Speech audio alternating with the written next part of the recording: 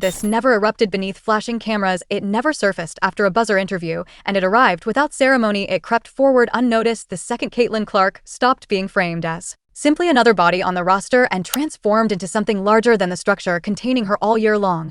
Caitlin Clark carried burdens most icons never endure: blunt contact ignored by officials, nights where her role quietly shrank, injuries piled upon injuries, and a degree of examination that felt hostile, not competitive. Meanwhile, AIA Wilson owned the numbers. She stayed available, she stayed trusted, she stayed insulated, and statistically, everything appeared balanced. But insiders insist what audiences witnessed on the hardwood was incomplete, because behind the curtain, discussions were changing, storylines were being engineered, and Caitlin's ascent unsettled influential figures, not because she lacked brilliance, but because she was unavoidable. Sources near league dialogues say Caitlin's fame began to feel dangerous to people accustomed to commanding attention. Ticket demand followed her, viewership followed her, partners followed her.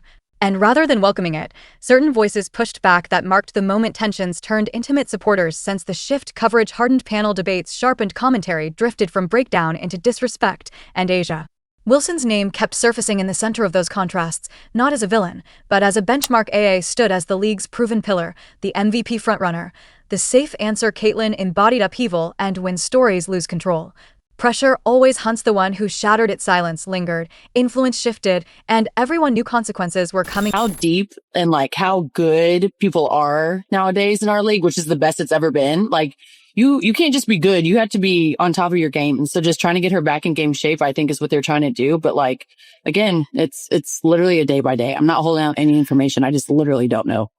Did you see Skip Bayless said that the WNBA is lying about her injury? Dude, that's literally bullshit. Like, no one's lying. No one, that's not. He said maybe Caitlin Clark has taken a couple of injury breaks just because she needed a mental break from all the jealousy and resentment and bullying and cheap shots.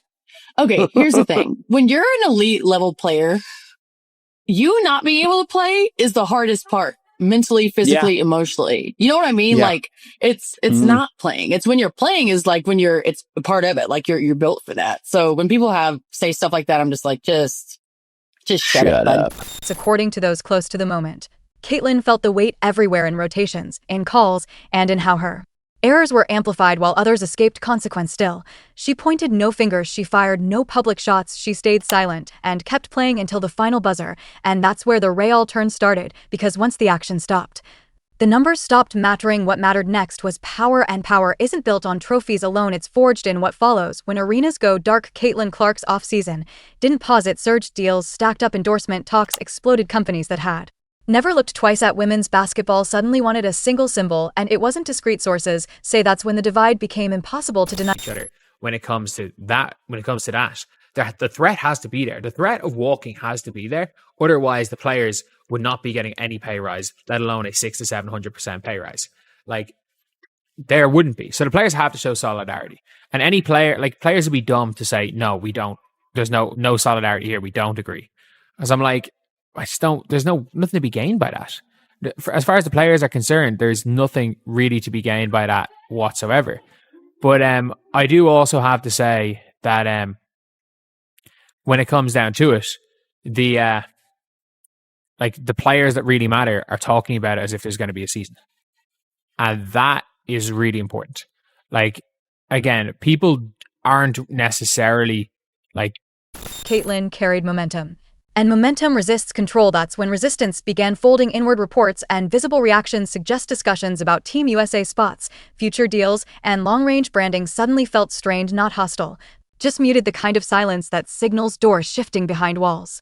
Brands don't issue statements when doubt creeps in. Leagues don't confess hesitation publicly. They simply stop advancing the way they once did, and fans picked up on it fast. Online energy flipped overnight, not against anyone's ability, but against the notion that Caitlin had ever been treated as expendable. One question kept repeating: why did she Javito absorb all of that?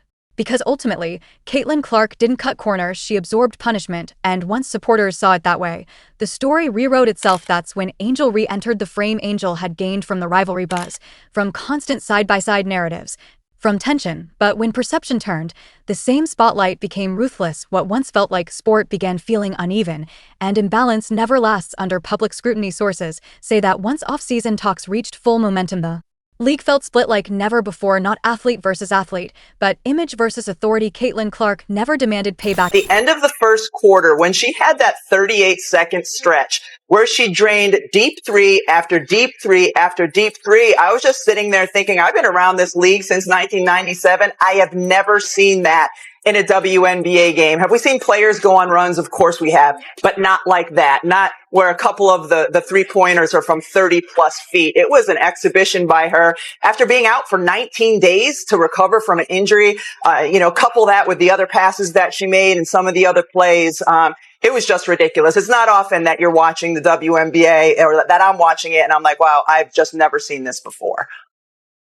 She never demanded fairness. She never chased validation. She just kept collecting victories where they counted, and that cut deepest. Because once Caitlin began stacking contracts, spotlight, and leverage, the belief that she'd been handled properly all year unraveled. Fans started replaying sequences, fouls, substitutions, minutes, patterns, and suddenly what once felt routine started feeling deliberate. That's when remorse crept in, not outward remorse.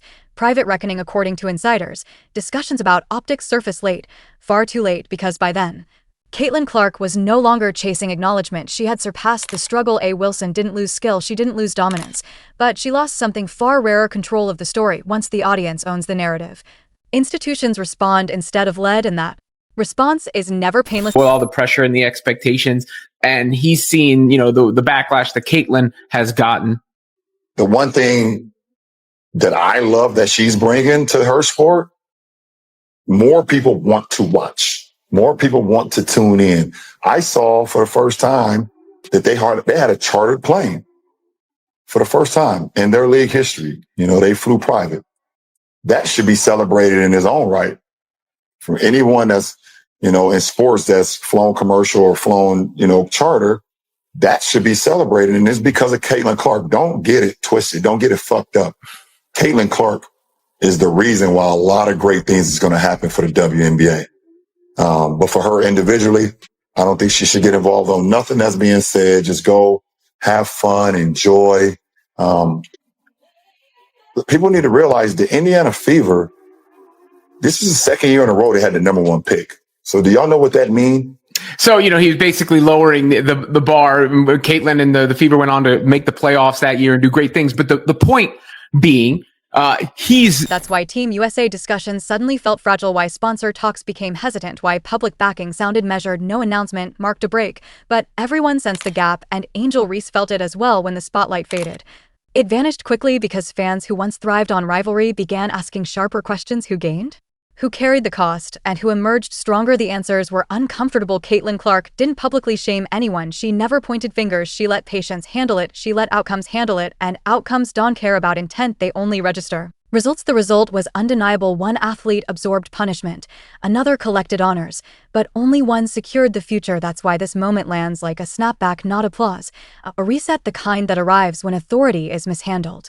And influence relocates. Fans didn't turn on Ozza Wilson over performance, they turned because something felt unjust, and once fairness enters the discussion, everything else gets revisited. That's where things stand now, not a collapse.